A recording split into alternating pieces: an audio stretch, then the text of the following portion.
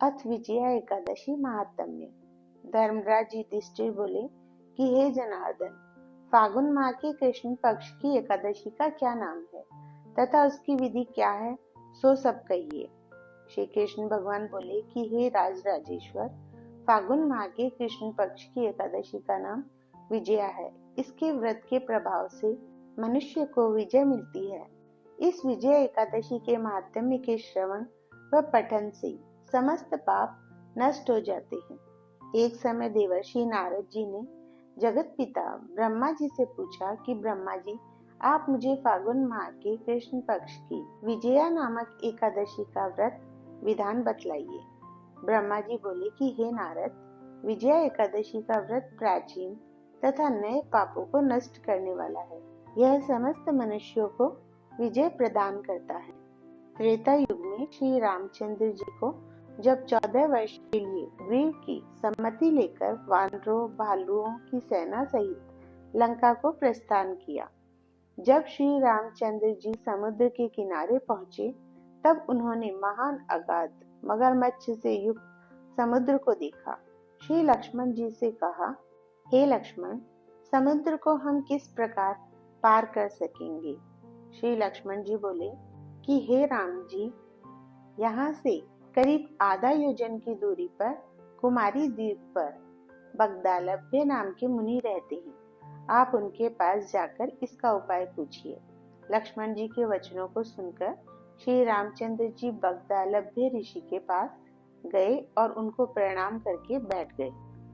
मुनि ने उनसे पूछा, हे श्री राम जी, आप यहाँ किस प्रयोजन से पधारे हैं? श्री राम बोले कि हे महर्षि, मैं अपनी सेना सहित यहाँ आया हूँ और राक्षसों को जीतने लंका जा रहा हूँ। आप कृपा कर समुद्र पार करने का कोई उपाय बतलाइए। बगदालभ्य ऋषि बोले, हे राम जी, मैं आपको एक उत्तम व्रत बतलाता हूँ। फागुन माह के कृष्ण पक्ष की विजया एकादशी का व्रत करने से तुम समुद्र से अवश्य ही पार होंगे और तुम्हारी विजय होगी। हे श्री राम जी, इस व्रत की विधि यह है, दशमी के दिन स्वर्ण, चांदी, तांबा या मिट्टी किसी का एक घड़ा बनाएं, उस घड़े को जल से भरकर तथा उस पर पंच पल्लव रखकर वेदिका पर स्थापित करें। घड़े के नीचे सतनजा 7 नाज मिले हुए और ऊपर जौ रखें।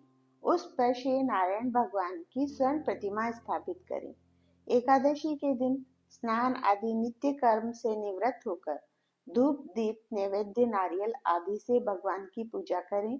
उस दिन भक्ति पूर्वक घड़े के सामने व्यतीत करें और रात्रि को भी उसी तरह बैठे रहकर जागरण करना चाहिए। द्वादशी के दिन नदी या तालाब के किनारे स्नान आदि से निवृत्त होकर उस घड़े को ब्राह्मण को दे देना चाहिए। हे राम जी, यदि तुम इस व्रत को सेनापतियों के साथ करोगे तो अवश्य ही विजयी होंगे। श्री रामचंद्र जी ने विधि पूर्वक विजया एकादशी का व्रत किया और इसके प्रभाव से दैत्यों के ऊपर विजय पाई।